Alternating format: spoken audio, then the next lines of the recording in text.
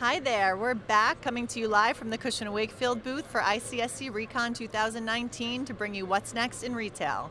I'm Alana Leffler, Head of Marketing for America's Retail Services at Cushman & Wakefield, and with us this afternoon is Karis Kim, Senior Manager of Seoul for Cross-Border Retail. How are you? I'm good. How are you? I'm good. How's your trip been so far?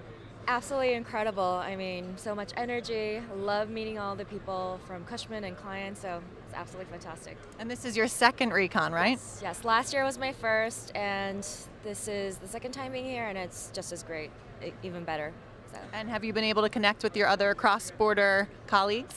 Yeah, I mean, that's one of the main reasons become like the global connectivity, just putting face to a name and getting to know everyone. It just helps, as we work with our cross-border projects, when we do our referrals. It's really great to build that relationship so that it's easier for us to work together. So, yeah. Absolutely. So let's talk about retail in Seoul.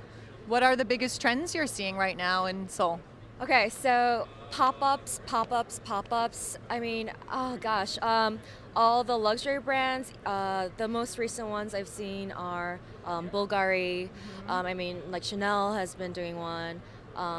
Golden Goose, just like all the luxury brands are doing pop-ups, and they're doing fun concepts, especially geared towards young people.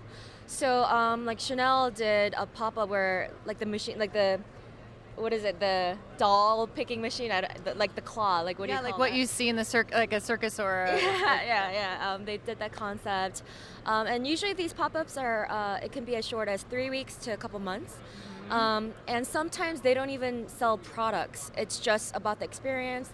They have a cafe, ice cream. They just want you to take photos, upload on Insta, and yeah, that's about it. So. I love hearing that because I keep reading about how luxury brands are trying to find relevancy with the younger generation since they're more about experiential and traveling and all of that and not so much about buying. So it's really neat to hear about what Chanel's doing to attract the younger generations. And what else are you seeing? And we're seeing new mall developments in Seoul. The new one that's done by a Hyundai department store, it's going to open in 2 years. And it's the biggest kind of project that the Hyundai department store has ever done. And of course, Hyundai is one of the three major department store groups in Korea.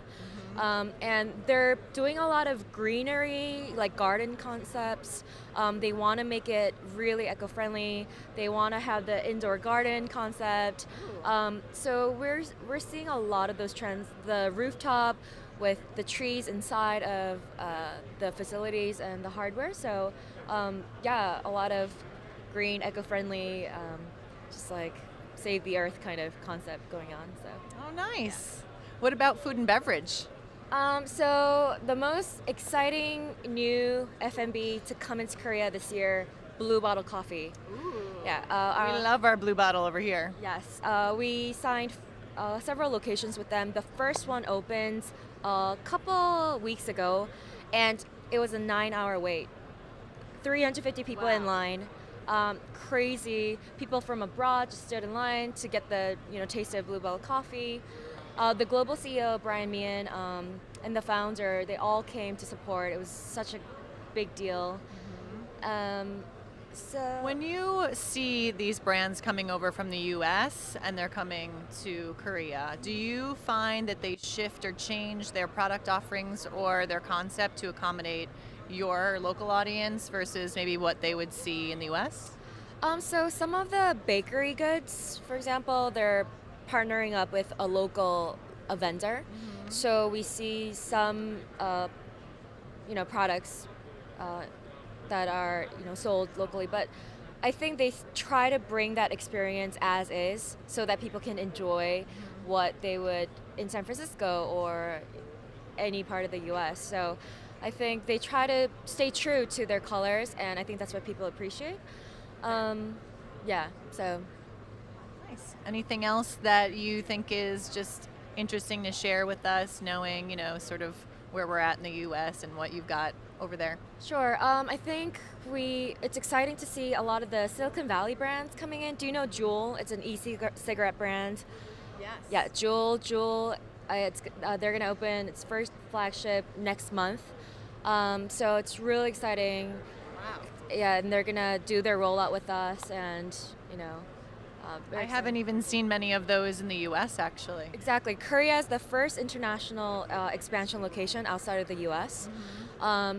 Also, Sephora, first time coming into Korea this Oh. year.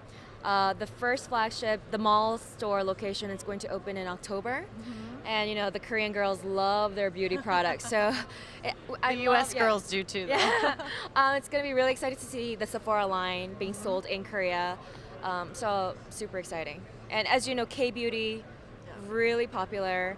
So we're gonna see Sephora compete with the local Korean brands and the K-beauty products. So it's gonna be really interesting to see how that unfolds. Yeah, so it'll be really interesting to see how that nets out.